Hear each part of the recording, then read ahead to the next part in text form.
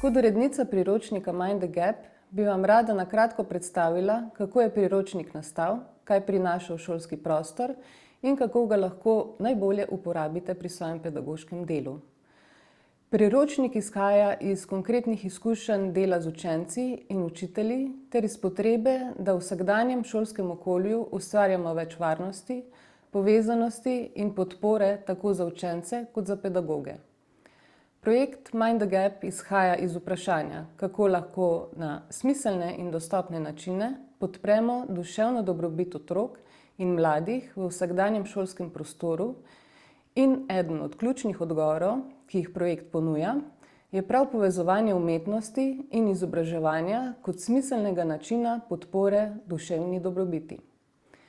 V tem duhu smo v priročniku združili 3 pristope: psihosocialno podporo, ustvarjalni gib in improvizacijsko gledališče, ki vsak na svoj način odpirajo prostor za odnos, izražanje in sodelovanje.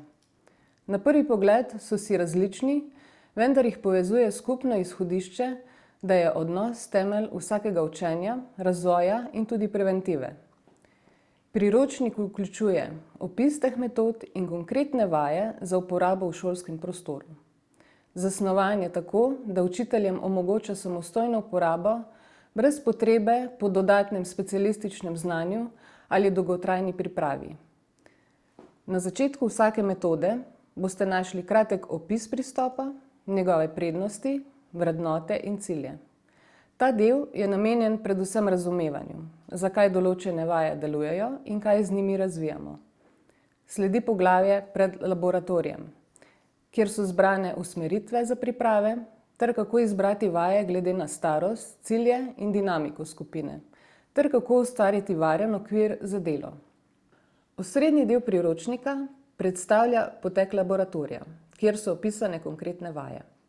Vsaka vaja vsebuje jasno strukturo, cilj, trajanje, prostor, potrebne materiale ter potek izvedbe.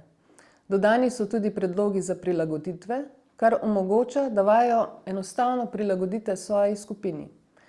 Pri vsaki vaji so vključeni tudi predlogi za refleksijo in dodatni nasveti. Ta del je zelo pomemben, saj omogoča, da izkušnja ne ostane le na ravni aktivnosti, ampak se prevede v razumevanje, učenje in odnos. Pomembno je, da priročnika ne razumete kot branja natančnih navodil, ki jih je treba izvajati dobesedno, temveč kot odprt okvir, kot zbirko idej, ki jih lahko prilagajate, kombinirate in nadgrajujete glede na potrebe skupine. Vaje lahko uporabite v razredu kot kratek uvod v uro, kot način povezovanja skupine ali kot podporo pri obravnavi zahtevnejših tem. Sčasoma pa lahko tak pristop postane del vaše vsakodnevne prakse in način, kako gradite odnos, vzpostavljate občutek varnosti in spodbujate sodelovanje. Poudarek naj bo predvsem na tem, kako lahko predstavljene pristope uporabljate vsakodnevno, samostojno, ter kako lahko te metode dolgoročno zaživijo v praksi in s tem obogatijo ter izboljšajo pedagoški proces.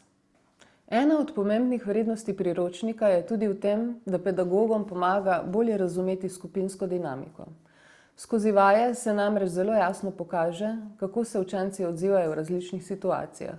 Kdo prevzema pobudo, kdo raje sledi, kdo se umika ali potrebuje več podpore.